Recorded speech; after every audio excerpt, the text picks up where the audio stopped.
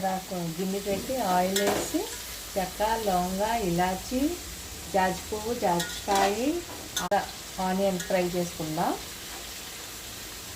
Onion fry అయ్యాక ఒక 10 minutes gap ఇద్దాం. వస్తానని ఫోన్ చేసి చెప్పాలి కదా.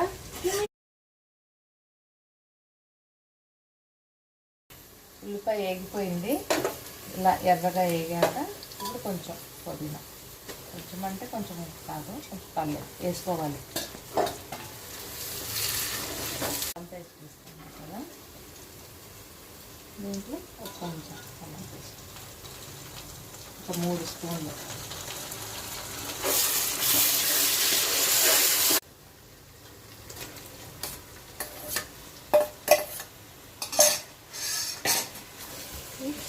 టమాటాలు వేసేద్దాము. ఒక 5-6 టమాటాలు వేద్దాము. మనకి ఎక్కువ కావాలనుకుంటే ఎక్కువ, తక్కువ కావాలనుకుంటే తక్కువ. కొత్తిమీర ఇష్టపడే వాళ్ళ గురించి అయితే నేనైతే కొంచెం ఎక్కువ.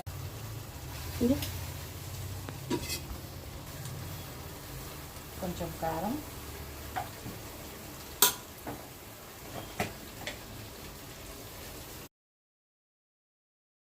కట్ట కావాల్సిన పదార్థాలు కట్ట చూపించలేదు. ఈ కట్ట ఫస్ట్ కుక్కర్ పెట్టేసుకొని నూనె వేసుకొని ఉల్లిపాయలు పుదీనా వేయించేసుకొని కొంచెం ధనియాల పొడి వేసుకోండి, కొంచెం కొత్తిమీర కోసం వల్లనేమో వాయిస్ గట్టిగా రావట్లేదు. కొంచెం కొత్తిమీర, కొంచెం కల్లుప్పు, నానబెట్టిన బియ్యం ఉంటాయి కదా కలిపి.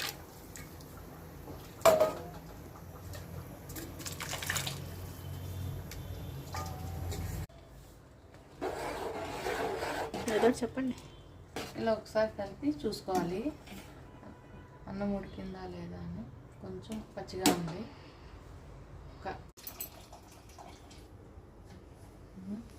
అది కూడా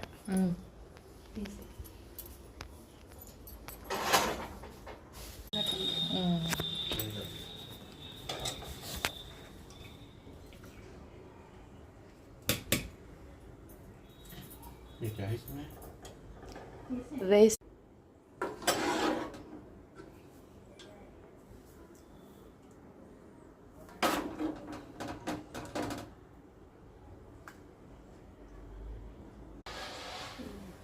ఇలా చేసేసాము.